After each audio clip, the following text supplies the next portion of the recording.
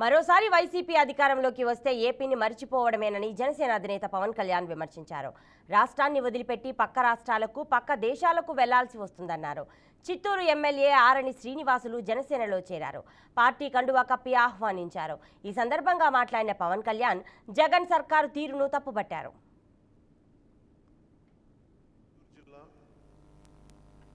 ఒక కుటుంబం చేతిలో ఉండిపోయింది, మహా అయితే ఒక 5 మంది చేతిలో. నాకు వ్యక్తిగతంగా ఎవరితోటి గొడవలు పెట్టుకున్నాను, పెద్దిరెడ్డి గారితో కానీ మిథున్ రెడ్డి గారితో కానీ.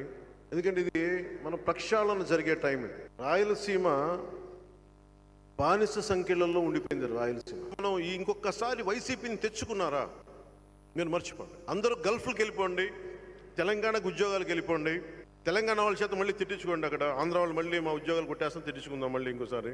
రైల్వే కోడ్లో ఒక మాట మాట్లాడితే మన వాళ్ళ గురించి బత్తాయి చెట్లు చీనీ చెట్లను కొట్టేశారు, చీనీ చెట్లని.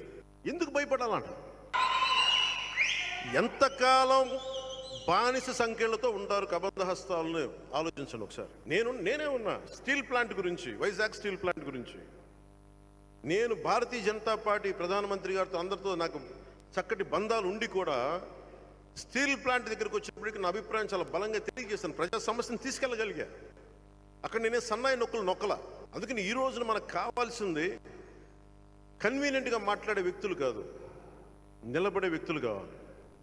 అలాంటి నిలబడే వ్యక్తి ఈ రోజున జంగాల శ్రీనివాసులు గారు.